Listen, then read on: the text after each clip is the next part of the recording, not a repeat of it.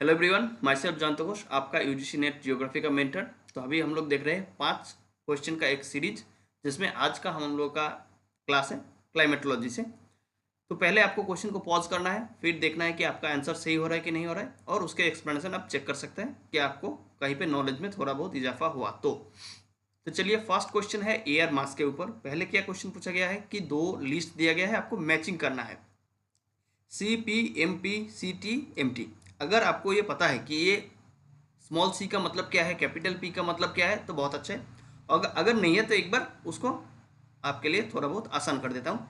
यहाँ पे जो सी लिखा है इसका मतलब है कॉन्टिनेंटल। क्या है? कॉन्टिनेंट या फिर कॉन्टिनेंटल। जो एम लिखा है वो है मेरीटाइम, यानी कॉन्टिनेंटल, यानी जो एयर मास आपका कॉन्टिनेंट के ऊपर बन रहा है, जो एयर मास उसी तरीके से जो ओशियन के ऊपर बन रहा है उसको हम लोग बोलेंगे मेरीटाइम। यहाँ पे जो P है स्मॉल सॉरी कैपिटल P यानी पोलर रीजन, और यहाँ पे जो T है ये T यानी ट्रॉपिकल रीजन। अब आप इसको कॉम्बिनेशन बनाएं CP यानी कॉन्टिनेंटल पोलर। अगर आप कॉन्टिनेंटल पोलर के केस में देखेंगे तो पोलर है तो ये हो जाएगा कोल्ड, लेकिन कंटेंट के ऊपर है तो आपका वाटर वेपर कम होंगे, तो इस केस में ये हो जाएगा ड्राई। तो ये कोल्ड एंड ड्राई जो है वेरी स्टेबल है, ये आपका ए हो गया आपका 3। उसी के साथ साथ आप अगर नेक्स्ट देंगे मेरीटाइम पोलर, मेरीटाइम यानी मेरीटाइम में अगर होंगे तो वो आपका मॉइस्ट होगा, वाटर वेपर ज़्यादा होगा, लेकिन पोलर के साथ साथ ये फिर से कोल्ड होगा। तो कोल्ड मॉइस्ट कहाँ है? आप देखेंगे कोल्ड मॉइस्ट, तो ये MP। उसके साथ साथ है CT कंटिनेंटल ट्रॉपिकल। अगर कंटिनेंटल होगा तो ड्राई होगा, और ट्रॉपिकल रीजन अगर होंगे तो उसका टेम्परेचर भी और ज़्यादा हो जाएगा। तो इस केस में अगर हम लोग देखेंगे तो ये हॉट है और वेरी ड्राई है। ये कहाँ पे है? आपका कंटिनेंटल ट्रॉपिकल। उसके साथ साथ अगर हम लोग मेरीटाइम ट्रॉपिकल देखेंगे तो ट्रॉपिकल की वजह से ये वार्म तो होगा, इसका टेम्परेचर ज़्यादा होगा, लेकिन मेरीटाइम है तो मॉइस्ट भी होगा। इस केस में इसका क्या कॉम्बिनेशन बनता है? ये वार्म मॉइस्ट। तो अगर हम लोग पूरा का पूरा ओवरऑल यहाँ से कोड देखेंगे तो इसका कोड जाएगा 3 के साथ। तो हम लोगों ने कर लिया, ये आपके लिए पूरा का पूरा लिस्ट वाइज अरेंजमेंट है। तो इसका आंसर हम लोगों ने देख लिया ऑप्शन 3। तो चलिए नेक्स्ट क्वेश्चन में जाते हैं। क्वेश्चन में पूछा गया है arrange the following gases in descending order of their share in the composition of the atmosphere, यानी एटमॉस्फेयर का कंपोजिशन के हिसाब से कौन सा गैसेस या फिर कौन सा एलिमेंट का प्रोपोर्शन कैसा है। यहाँ पे मेजर जो गैसेस है nitrogen and hydrogen, nitrogen and oxygen, इसके बारे में नहीं दिए गए हैं, उसके छोड़ के आगे दिया गया है। तो आप इसको एक बार चेक कर लीजिए। अगर हम लोग इसका प्रोपोर्शन के हिसाब से देखेंगे तो प्रोपोर्शन में क्या मिलता है? आर्गन जो है इसका प्रोपोर्शन, इसका जो परसेंटेज है ये थोड़ा ज़्यादा होता है 0.93। उसी तरीके से कार्बन डाइऑक्साइड 0.04। किसी किसी बुक में आपको ये 0.03 भी देखेंगे, लेकिन अभी ग्लोबल वार्मिंग के चलते ये थोड़ा थोड़ा बढ़ रहा है। उसके साथ साथ अगर हीलियम की बात करेंगे तो ये हो जाएगा 0.0005%, और हाइड्रोजन उससे भी थोड़ा कम होता है 0.000005, यानी यहाँ पे 3 जीरो है, यहाँ पे 4 जीरो है। तो सबसे कम कौन है? हाइड्रोजन, यानी सबसे लोएस्ट आएगा हाइड्रोजन। तो CADB। CADB कौन सा ऑप्शन है आपका? देख लीजिए CADB यानी 3। तो इसका आंसर क्या हो जाएगा? इसका आंसर हो जाएगा 3। इसके साथ साथ ये जो क्वेश्चन पूछा गया ये तो डायरेक्ट इस टाइप का हो गया। दूसरा टाइप यहाँ से भी ऐसे भी पूछ सकता है। ये आपका कॉलम 1 दे दिया, ये कॉलम 2 दे दिया, और आपको मैचिंग करने के लिए बोला कि कौन सा किसके साथ जा रहा है। Same to same question, framing अलग है। अब नेक्स्ट क्वेश्चन को देख लेते हैं। नेक्स्ट क्वेश्चन पूछा गया है कि हीट बजट और इंसोलेशन के साथ, जैसे identify the correct statement with reference to heat budget of the earth. Question कब आया था? अगस्त 2024 में, यानी ये जो क्वेश्चन हम लोग ले रहे हैं ये रिसेंट ट्रेंड में जो क्वेश्चन आया है उसी से उठाया गया है। तो अगर आपको यहाँ से क्वेश्चन सॉल्व हो रहा है यानी आपका प्रिपरेशन सही है। अगर आपको सॉल्व नहीं हो रहा है तो आप इस एक्सप्लेनेशन को ठीक से देखिए, धीरे धीरे प्रैक्टिस करिए हमारे साथ, और आपको ये धीरे धीरे आ जाएंगे। तो चलिए क्वेश्चन क्या ऑप्शन क्या है? In albedo of the earth atmospheric system the dominant role is played by cloud. Dominant role में मैंने एम्फोसाइज क्यों किया? इसीलिए दिया, यहाँ पे देखिए डोमिनेंट रोल बोला है, ऐसा नहीं बोला है कि ये कम कर दिया, ज़्यादा कर दिया, कुछ और कर दिया, ये नहीं बोला। डोमिनेंट रोल यानी ये थोड़ा खुला हुआ है, ये थोड़ा ओपन है। जिस तरीके से जब भी ये ओपन एट्रीब्यूट जैसा आपका कोई भी आपका स्टेटमेंट में अगर मिले तो उसका सही होने का चांसेस ज़्यादा होगा। यहाँ पे अगर बोलेंगे कि क्लाउड का कोई रोल नहीं है, या फिर क्लाउड का अगर मैं बोलता हूँ क्लाउड से और ज़्यादा किसी और के पास है, उस टाइप में ये ओपन नहीं है। यहाँ पे देखिए डोमिनेंट रोल, ये ओपन जैसा बनता है। तो इस केसेस में ये सही होने के चांसेस ज़्यादा है, हालांकि ये लॉजिकली भी ये सही है। एल्बेडो क्या करता है, एल्बेडो अर्थ के एटमॉस्फेयर में जो क्लाउड है, अगर हम लोग देखेंगे ये सरफेस है, तो एटमॉस्फेयर में जो क्लाउड है, क्लाउड सनरेज आता है और यहाँ से रिफ्लेक्ट होकर अगर चला जाता है, जो कि नीचे आपका एटमॉस्फेयर पेनिट्रेट नहीं कर पा रहे, इसको बोलते हैं एल्बेडो। तो क्लाउड का मेजर रोल है यहाँ पे। नेक्स्ट है, out of the incoming solar radiation more units are absorb by the atmosphere as compare to earth surface. यहाँ पे देखिए, यहाँ पे एक कंपेरिजन दे दिया, कंपेयर, यहाँ पे आप ओपन नहीं है, यहाँ पे कंपेयर दिया है। ये जो केसेस है ये गलत है। Out of the incoming solar radiation more units are absorb by the atmosphere as compare to earth surface. Earth surface ज़्यादा उसको एब्जॉर्ब करता है। अगर एब्जॉर्ब की बात करेंगे तो आप अर्थ सरफेस एब्जॉर्ब होता है। और ये जो आपका हम लोगों के पास, अगर ये जो अर्थ सरफेस है, ऊपर से जो भी सनरेज आ रहा है, ये अर्थ सरफेस को हीट करता है और अर्थ सरफेस के कांटेक्ट में जो एयर है वो एयर उसके बाद हीट होता है। ये आपको ध्यान में रखना होगा कि अर्थ सरफेस से ये एटमॉस्फेयर, ये जो आपका यहाँ पे जो एयर है वो हीट होता है। इसी वजह से जो लो लैंड है उसका हाइट ज़्यादा होता है, लेकिन ये जो आपका हाईलैंड है, जो हाईलैंड है या फिर माउंटेन है, उसका हाइट कम होता है। ठीक है, क्योंकि एटमॉस्फेयर को डायरेक्ट वो हीट नहीं कर रहे, वो सरफेस के थ्रू ही जा रहा है।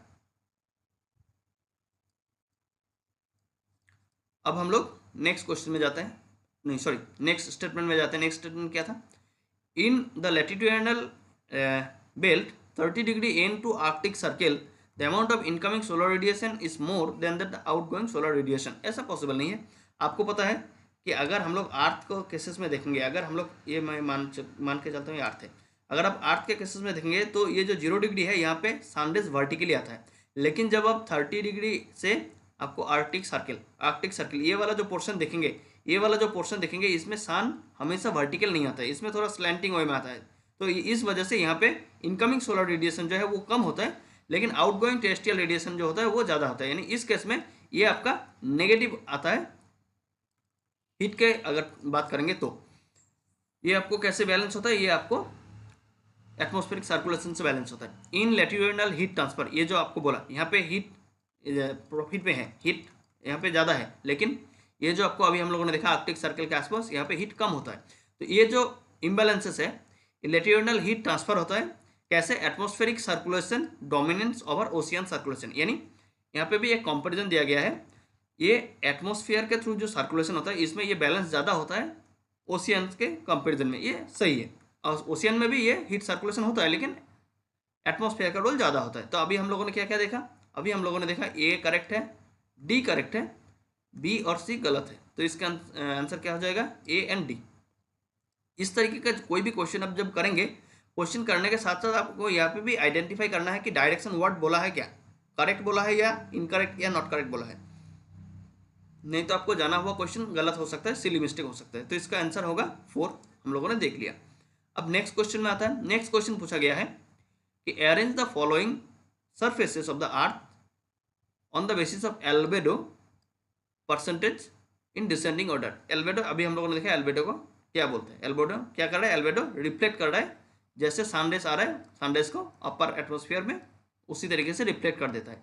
इस केस में अगर हम लोग देखेंगे फ्रेश स्नो जो है वो इसका आपका एल्बेडो पोर्शन सबसे ज़्यादा है। उसके बाद कौन आता है, अगर हम लोग इसको टेबल वाइज देखेंगे तो मैंने यहाँ पे दिया, फ्रेश स्नो जो है इसका आपका एल्बेडो का परसेंटेज कितना है, 80 to 90%, डेजर्ट का 30 to 40%, क्रॉप्स का 15 to 25। ये अगर राइफन क्रॉप होगा तो उस केस में ज़्यादा हो जाता है। और वाटर जो है, वाटर में एब्जॉर्प्शन कैपेसिटी है, इसमें रिफ्लेक्शंस के वजह से ये एब्जॉर्ब करता है, वाटर एब्जॉर्ब ज़्यादा करता है, रिफ्लेक्ट कम करता है, तो इस वजह से इसका जो एल्बेडो प्रॉपर्टीज है वो कम है। तो अगर कंपैरिजन करेंगे तो फ्रेश स्नो, फिर डेजर्ट, फिर आपका क्रॉप्स, फिर आपका वाटर, यानी CDBA। इस केस में आंसर हम लोग देखेंगे CDBA यानी 3, इसका आंसर क्या हो जाएगा 3। तो यानी यहाँ पे एक तो है सीक्वेंस के वाइज पूछ गया, दूसरा साथ यहाँ पे आपका मैचिंग वाइज भी क्वेश्चन पूछा जा सकता है, कॉलम 1 और कॉलम 2 करके मैचिंग में भी क्वेश्चन पूछा जा सकता है। उसके साथ साथ आगे वाला क्वेश्चन देख लेते हैं। आगे वाला question, dash layer of ionosphere is also known as Kennelly Heaviside layer. ये जो क्वेश्चन है ये कहाँ से आ रहा है, ये आपका structure and composition of the earth atmosphere. ये क्वेश्चन थोड़ा डायरेक्ट नहीं पूछा है, यानी अभी तक हम लोगों ने देख रहा था कि troposphere, stratosphere, mesosphere, thermosphere, ionosphere या आयोनोस्फियर, उसके बाद एक्सोस्फियर, मैग्नेटोस्फियर, इसके बारे में क्वेश्चन पूछ रहा था। ये ऐसे नहीं पूछा, ये आयोनोस्फीयर या फिर थर्मोस्फीयर जो है उसके एक हिस्से में उसका क्वेश्चन पूछा, यानी इसमें कोई लेयर है पर्टिकुलर, उस लेयर से क्वेश्चन पूछा गया है। तो आप क्वेश्चन को देख के अंदाजा लगा सकते हैं कि क्वेश्चन अभी सैलो लेवल से थोड़ा थोड़ा डीपर जा रहा है, यानी कभी जब भी आप ये लेयर पढ़ रहे हैं, लेयर के अंदर अगर कुछ सब लेयर है तो उसको भी आप ठीक से पढ़ लीजिए। इसका आंसर होगा ई लेयर। इस ई लेयर का क्या मतलब है, ये है आयोनोस्फीयर, यानी ये जो आयोनोस्फीयर है आपका, ये आयोनोस्फीयर में आपका रेडियो वेव रिफ्लेक्टेंस होता है। तो हम लोगों के पास जो रेडियो सुनता था हम लोग, वो इस लेयर के यूटिलाइजेशन की वजह से। ये जो ई लेयर है इसको बोलते हैं केनेली हेविसाइड लेयर। क्यों? क्योंकि आर्थर केनेली और ओलिवर हेविसाइड ने इसको आइडेंटिफाई किया था। कहाँ पे लोकेटेड है ये? 90 to 150 किलोमीटर के आसपास। इसका मेजर रोल क्या है? इसका मेजर रोल है मीडियम फ्रीक्वेंसी रेडियो वेव जो है उसको रिफ्लेक्ट करने में काम आता है। ये जो आपका आयोनोस्फीयर है, ये जो आयोनोस्फीयर है, आयोनोस्फीयर में यहाँ पे आ रहा है डी लेयर, ऊपर आ रहा है ई लेयर, इसके ऊपर आ रहा है F layer. F further F1 and F2 है, F1 एंड F2 लेयर है। तो ये जो F1 एंड F2 यानी एफ लेयर जो है ये हाई फ्रीक्वेंसी रेडियो वेव के काम करता है। ये जो ई लेयर है, ई लेयर आपका मीडियम फ्रीक्वेंसी में काम करता है, और ये जो डी लेयर है, डी आपका लो फ्रीक्वेंसी में काम कर रहा है। D layer mainly absorb radio waves during day. F layer जो है वो आपका हाई फ्रीक्वेंसी रेडियो वेव को लेकर काम करता है। जी लेयर ये जो ऑप्शन में, ये एक्चुअली में ऐसा कोई लेयर है नहीं, तो इसका आंसर हो जाएगा ई लेयर केनेली हेविसाइड लेयर। तो हम लोगों ने 5 क्वेश्चन देख लिए। फिर से क्लाइमेटोलॉजी, इससे पहले हम लोगों ने जियोमॉर्फोलॉजी से 2 और क्लाइमेटोलॉजी से, इससे पहले एक, यानी जियोमॉर्फोलॉजी से 2 हम लोगों ने देख लिया, क्लाइमेटोलॉजी से हम लोगों ने 2 देख लिया। अगर आपने नहीं देखा तो हमारा चैनल में प्लेलिस्ट में आप जाइए देखिए।